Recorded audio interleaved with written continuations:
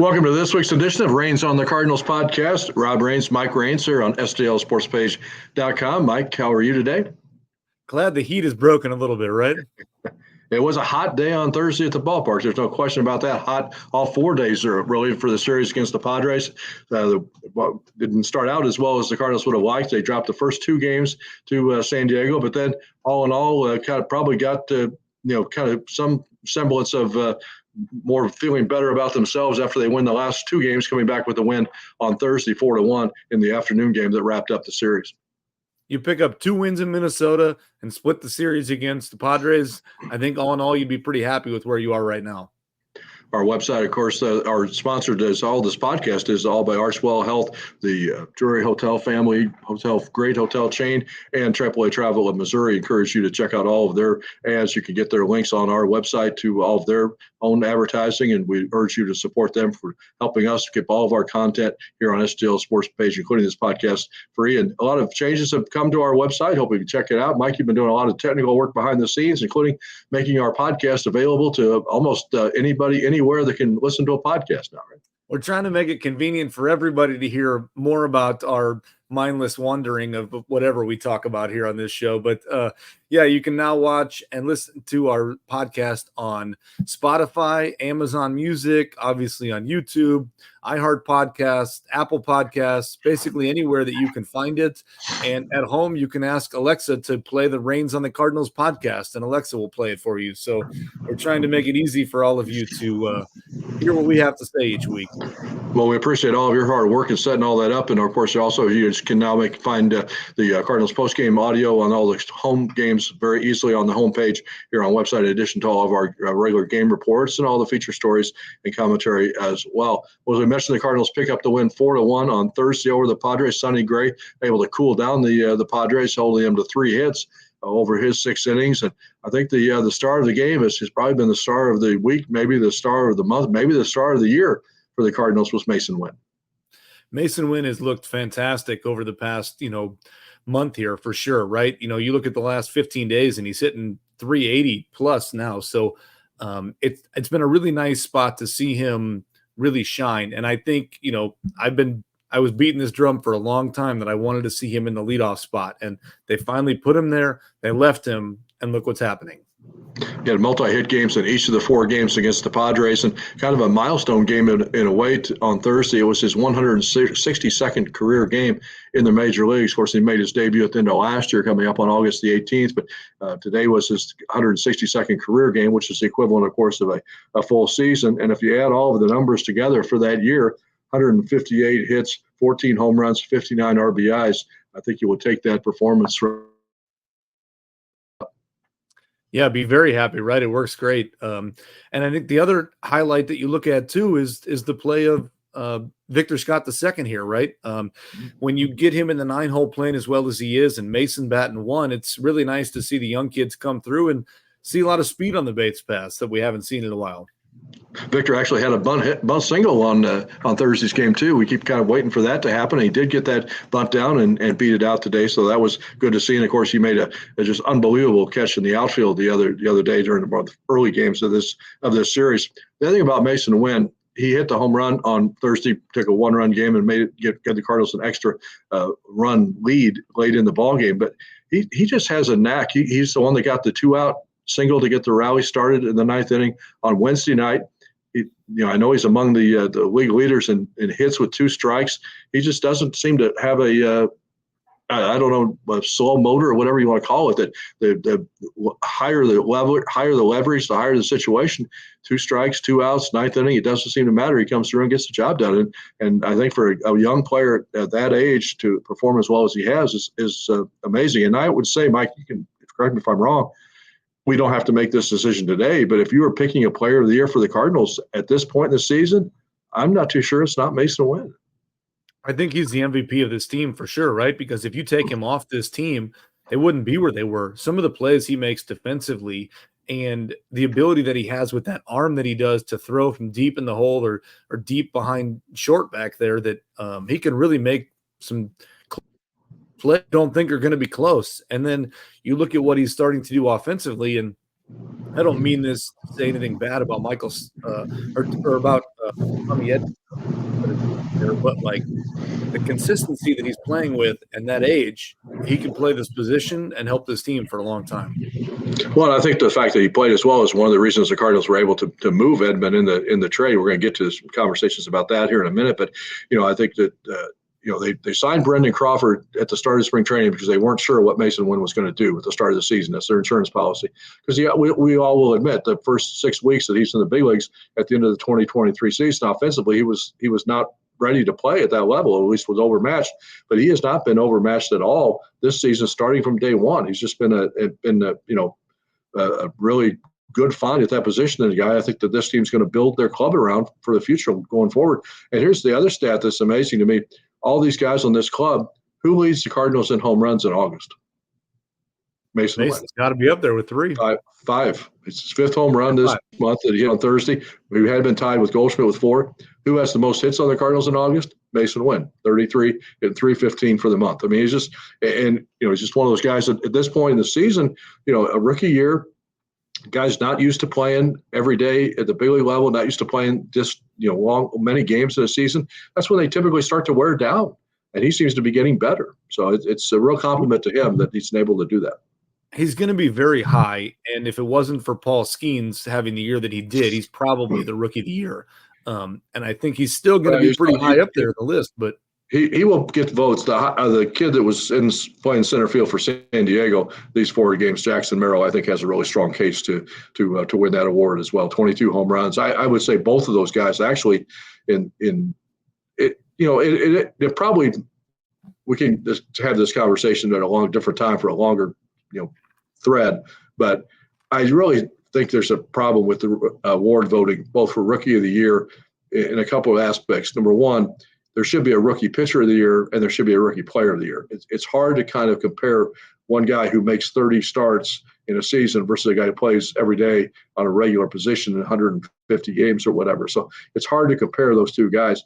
And it's also hard, Skeens may not pitch much in September because the Pirates are going to be out of the race. He's trying to hold his innings down. So it's going to be interesting. I'm glad I do have an awards vote this year. I'm not allowed to say which one it is, but I'm glad it's not, I won't have to necessarily be worried about Rookie of the Year. That's all I'll say about that. But Merrill has had a really strong year and is a really good case. But Mason Wynn could not have played any better than he has played. The other problem with the Rookie of the Year award voting, as long as we're saying this, is how do you handle the players moving over to play in the major leagues who've had a career playing in Japan? I think that's something that is tough. Technically they're a rookie. Technically they're eligible to win the award. But to me, a kid like Mason Wynn, a kid like even Paul Skeens, a kid like Jackson Merrill, they should be given more consideration than some of those other guys who've had such a long career in Japan. So, as I say, that's probably a topic for another day as we get closer to the actual end of the season. But at the end of the day, it's a great thing to be said when we can sit here and talk about Mason Wynn and those guys because they're having fantastic years. So the fact that Mason is in that conversation tells you the kind of year that Mason's having. And you hit on this earlier, but one of the biggest keys is how calm he is. He seems to have really figured out how to slow this game down and not get worried or, you watch some of his ability to chase pitches out of the zone and he doesn't do it. His swing rate is really good, and his ability to hit with 2 strikes is something like we haven't seen before in a long time. Confidence has never been an issue for Mason Wynn, going back to high school baseball, minor league baseball. Did a long feature on him a couple of years ago when he was in the Arizona Fall League. I mean, he's always exuded that confidence, and he's just I think other people can rally around that. I mean, I think he's a young player, but I think he's a type of kid that will be a leader on this team. I really do. And I think he's going to, be able to bring the other young kids with him.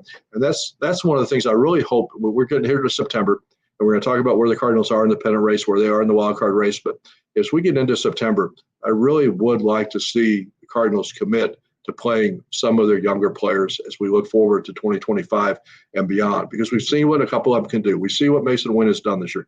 We see what Alec Burleson has done when he's had a chance to play on a regular basis. And I just think they're missing the boat by not letting some of these other young kids, including some of the young pitchers, get their feet wet at the big league level and let them just go play for this month and see what they can do. The guy that I really hope they continue to do that with is Victor Scott II.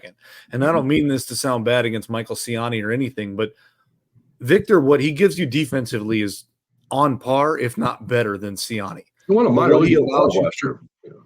but what it allows you to do offensively is far more than what Siani was offering, right? Because Victor has more power, he has more ability to hit for average, and like you said before, if you want Victor to be a part of this team, let him play. And you're not losing anything by letting him playing right now, because that catch that he made just a couple nights ago and left center there was unbelievable. And just watching him has been fun, right? And so maybe some of these kids getting a chance can help start the spark. And maybe Mason and Victor this week have started the spark, because as we've talked about, two of the older guys have had a pretty good last couple of days too.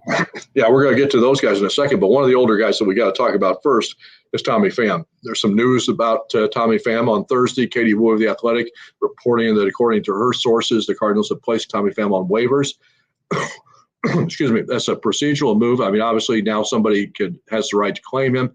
It doesn't mean he's going anywhere necessarily, because he could also go unclaimed and remain on the Cardinals. But other teams are doing this with other veteran players as well. If they think they're out of the race, or they think somebody might claim them, give them a little financial relief, get out of that last month of the contract. Obviously, things have not worked out the way the Cardinals intended for Pham when they made that trade and got him here with Eric Fetty and the Edmund deal. That Edmund went to the Dodgers in the three-way trade. But I think we'll know in the next couple of days whether it happens, whether somebody, probably a contending team that sees him as being a piece, bat off the bench, part-time player, something like that would help them have a chance to win and get into the playoffs.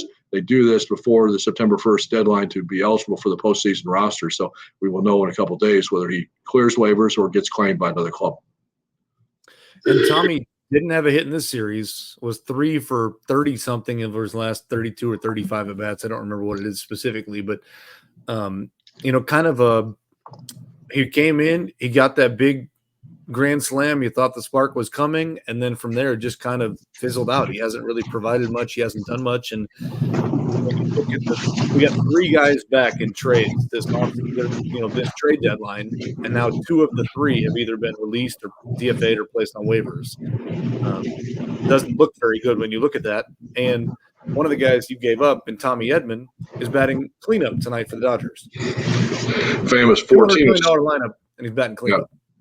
That's crazy. So 14 of 68 with the Cardinals as Pham. Of course, he started out with a great moment where they hit that pinch hit grand slam in his first at bat after the trade deadline. But, I think the whole playing time situation has been tough. They brought him in because they thought they needed another right-handed bat against left-handed pitchers, but unfortunately they haven't seen very many left-handed starting pitchers, and he's been relegated coming off the bench in some of those situations. Hasn't maybe done as well as he would have liked, but I think part of it is because he just hasn't really had the regular playing time once that first week or so of games was over. So we'll see if somebody picks him up or not. But either way, even if he stays on the roster for September, he's probably not going to be on the Cardinals in 2025. I think that's a safe bet to make.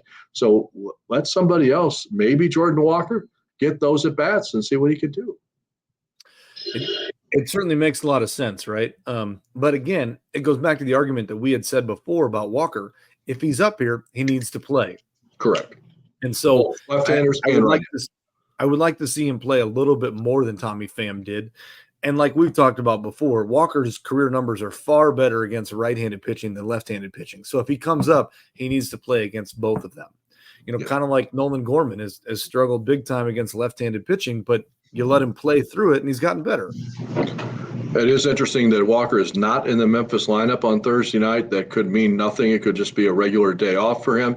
But, of course, also means that maybe he's, being prepared for something that roster move that might be coming if something were to happen with Pham. So we'll just have to see how that plays out the next couple of days. Or as we mentioned, September 1st, the Cardinals roster can expand by a couple of players. So we'll have to see what possible moves they make. One move they did make earlier this week, you alluded to it a few minutes ago, was that player that they acquired from Dylan Carlson from the Rays, Sean Armstrong, was designated for assignment. The fact that he was released 11 games for the Cardinals 3 weeks after he got traded, and that was basically for a guy, the former number 1 prospect, former number 1 draft pick, 2.5 years of control, still a 25-year-old player. That's not a good look. It's not a good look. And it seemed like we kind of panicked at the trade deadline and thought we had to move Carlson in order to get something. And I wish that wasn't the case, but it certainly seems like we panicked at that point and had to do something. And they do say that the Cardinals do say, and there's probably some merit to their argument, is that part of the reason for that decision was they have a roster crunch coming with not only adding those couple players September 1st, but Steven Matz is probably going to be one of those players coming back off the injured list. Lance Lynn is making a rehab start here in the next 2 days for Memphis, so he's all indications are we'll be back soon. And you also have Siani possibly coming back. There are some other moving pieces here that probably did affect him. And again, all fairness to him, putting him out there like they did with Pham gives him a chance to maybe hook on with another club for the last month of the season. And for sure, it's nice to look into the future and have this ability that we have now. But if you look back and realize, hey, we're probably going to end up not keeping Pham, would we have rather had Carlson for that time instead of Pham? Yeah, and especially then right after they make that trade is when Siani gets hurt, and they're basically stuck without having a center fielder at that point. But to that point, that gave Victor the chance, and he's taking advantage of it for absolutely much better. He's played much better this time around than he did when he started out the season. And the interesting thing about Victor is obviously it's because Siani got hurt, but when they brought him up, they played him. He didn't sit on the bench and only platoon against lefties and get limited playing time like Walker did. The other factor about when you look at the kind of some of these roster moves, don't forget they also traded Tyler O'Neill over the winter for a reliever named Nick Robertson, who was here very briefly during the regular season and then got designated for assignment, moved him off the 40-man roster in another move a while back, and was claimed by the Angels on waivers. So they basically got nothing other than a couple of other younger players in exchange for Tyler O'Neill. He's got 23 home runs for the Red Sox. Having a great year. Hit a bomb last night. So visiting with Mike Raines here, Rob Raines on the Cardinals podcast here on STLSportspage.com, which we mentioned Mike's done some work to make it available almost anywhere you can get a podcast now. So hopefully you'll be a much easier chance of finding it. We try to do these every Thursday during the season and talk for what we have about. So Cardinals with the win on Thursday, get back to 67-67, 500 mark for the season, 28 games to go. The sprint is definitely officially on now, but the problem is where they are in the standings, still now 10.5 games behind the Brewers and 6.5 out of a wild card spot, really one of 4 teams chasing down one spot. So the odds are still pretty long against the Cardinals that they're going to be able to get something done. The odds are slim for sure, and they need to go now. But as you and I have said from the beginning, there are 2 players that need to turn it on for this team, and that's Paul Goldschmidt and Nolan Arenado. And over the last week and a half, 2 weeks, they both looked a lot better. They have. Arenado, of course, with the hit that got the win in the 9th inning on Wednesday night. Goldschmidt back-to-back 3-hit games. So you have to say those are very encouraging, positive signs. And maybe they're feeding off some of the younger players a little bit. But, yeah, it's also, probably a little bit the law of averages, right? I mean, they've both been, probably borderline Hall of Fame players in their careers. They've had not very good seasons to this point that they would be happy with. But maybe law of averages is evening out a little bit. And some of those balls that weren't hits in weeks past will be hits here the next, couple 3 weeks. That's what something certainly the Cardinals hope for. And we would all hope for that, right? And we've talked from the beginning that Paul Goldschmidt's ability to hit with runners on scoring position this year has been really bad. But these last couple of games, he's come through. He had a big 2-run home run to take the lead the other night, and then a big single to take the lead the other day. So seeing him come through like that in situations, and again, like you talked about, the 3-hit games, just those little things start to take some pressure off. And as people have said multiple times, when you start to play well, this game becomes easier, right? It just becomes more natural. And so maybe he's feeding off the younger guys playing well, maybe he's feeding off whatever it may be, but it'd be really nice to see him continue that over this next week. And the other guys, so we do have to highlight a couple of pitchers as well who've had good weeks here and basically having good years, and that's Matthew Liberatore is now getting a little more high leverage situations out of the bullpen, and Ryan Helsley with another big save, his 41st as he leads the league now in saves and has a real shot at getting to 50, real shot at breaking the Cardinals all-time saves record for most saves in a season. It really seems like every time they put Liberatore in the game, he's coming in to clean something up. There's some sort of a bad situation. There's guys on base, whatever. And you look over his last 7 games, he's got 8 innings tossed with 8 Ks, no runs, and only 2 walks. That's the biggest thing is he's throwing strikes and he's not walking people. How many times have we seen a bullpen guy come in and walk the first batter, and here we go again? Walks out of a bullpen guy or will kill you. Yeah, exactly. That's how we lost a few games earlier this week against the Padres. When you walk somebody as a bullpen guy, it kills you. Yeah, maybe he's finally settled in, that he was another guy that they really kind of bounced back and forth. Well, he may be a starter, maybe a reliever. And I still think he's long-term, he has the potential to be a starter. But right now he seems to have settled into that relief role and is doing a great job. So, and we've talked about how great Helsley's season has been. 41 saves now, was very effective on Thursday. So he, as I say, 28 games to go. He needs, I think it's 8 saves to tie the Cardinal record for most saves in a season. And as you mentioned, there's probably a shot that he's going to get some consideration in the Cy Young Award. I mean, it's tough for relievers. As I say, we'll probably have got into some talking about the Rookie of the Year award. We'll probably have to have a talk about the Cy Young Award later on as well. But it's tough for a reliever to win unless there's some down year for starters. But there's a couple of guys named Chris Sale and Zach Wheeler who I think have pretty strong cases as well. It's very tough for sure. But when you look at the body of work and see that the Cardinals have only won 67 games and he's got 41 saves, that percentage is pretty remarkable. And a few wins too. I think he picked up the win on Wednesday. Yeah. And who's the last guy to get 50 saves in the season? I don't remember. I don't know the answer to that. Well, I'm sure somebody will find it. What about probably somebody since Trevor Hoffman, but I mean, he would be somebody that you think of, right? Or I think Gagne did with the Dodgers in 2003. I think maybe Greg Gagne did, but it doesn't happen too often. No, it doesn't happen too often. 50 saves is pretty remarkable.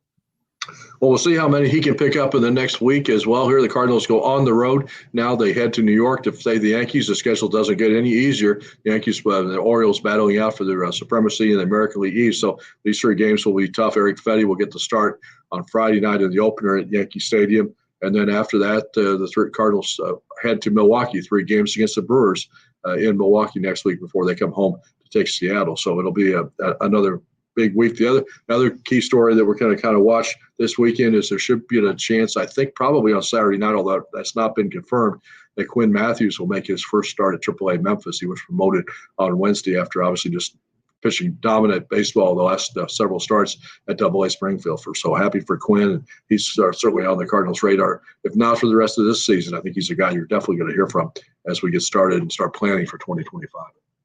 There's quite a few young guys to watch, right? Tekarobi just came back on a rehab start as he starts to work his way back up a little bit too. So there's quite a few young guys that I think we should be excited about throughout the minors. They're going to have some interesting roster decisions not only to make in this next week as we get to September, but I think over the winter, all these pitching guys that we've talked about, options on Kyle Gibson, options on Lance Lynn. You got a couple guys already under contract for next year in Gray, Michaelis, and Fetty. But I think they have to really kind of plan and give an opportunity to some of these young pitchers. We talked about the young position players. I think it's time to give some of these young pitchers a look too. And you can't forget about Steven Matz. He's been hurt, but he's still under contract. He's still here.